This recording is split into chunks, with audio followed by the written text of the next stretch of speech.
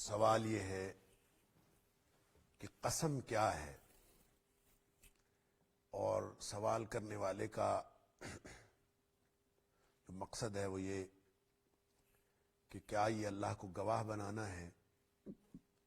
اس کو شرک کیوں کہا گیا ہے کہ اگر آپ اللہ کے علاوہ کسی اور کی قسم اٹھاتے ہیں تو اس کو شرک کیوں کہا گیا؟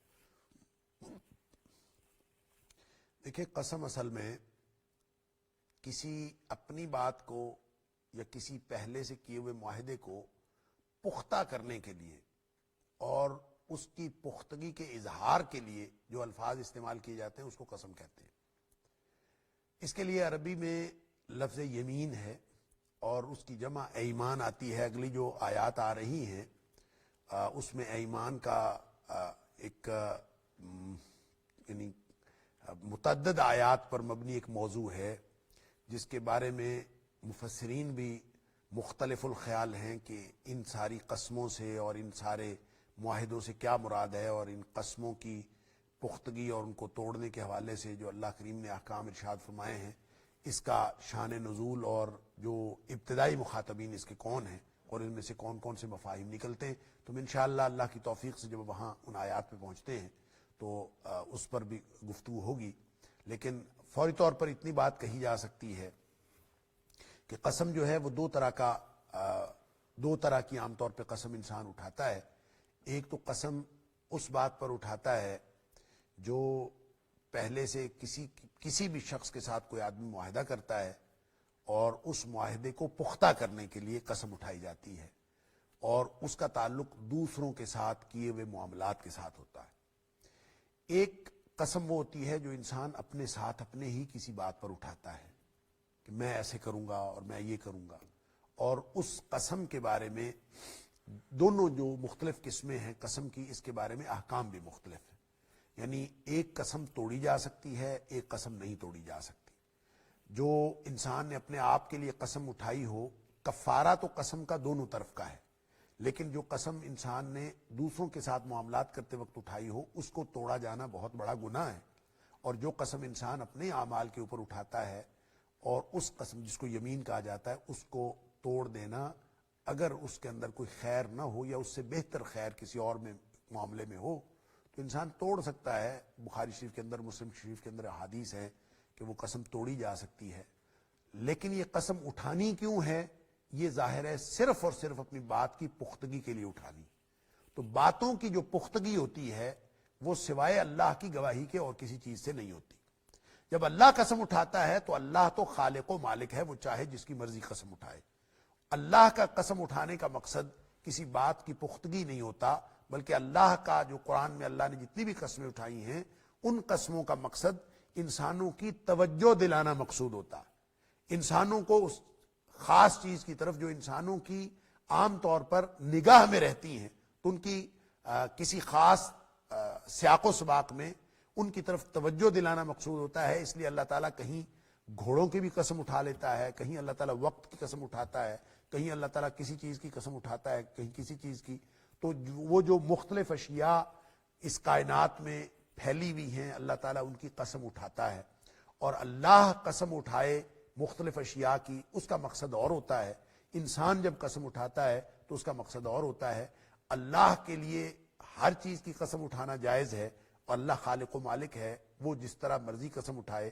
لیکن انسان جب قسم اٹھاتا ہے تو چونکہ اس کا مقصد کسی چیز کی پختگی ہوتا ہے، اور کسی چیز کو چاہے اس کی اپنی کی ہوئی بات کی پختگی ہو اور چاہے کسی کے ساتھ کیا ہوا معاہدہ ہو، تو اس پختگی کو سوائے اللہ کی ضمانت کے کسی اور کی ضمانت کے ساتھ نہیں کیا جا سکتا۔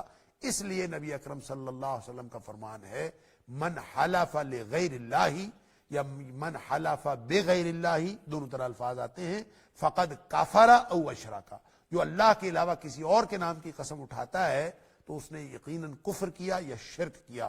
تو اس لیے جو قسم ہے وہ صرف اللہ کی اٹھانی چاہیے، چاہے آپ اپنے کسی معاملے کے اوپر قسم دے رہے ہوں جس کا توڑا جانا بھی بعد میں ممکن ہو، اگر آپ کو بہتر کوئی اس سے بہتر کسی معاملے کے اندر خیر محسوس ہو رہی ہو، لیکن اس صورت میں بھی کفارہ قسم کا جو سورہ مائدہ کے اندر بیان ہوا ہے وہ کفارہ دینا پڑے گا۔ اور اگر آپ نے کسی کے ساتھ معاہدہ کیے ہوئے قسم اٹھائی ہے تو اس کو کسی صورت نہیں توڑا جا سکتا۔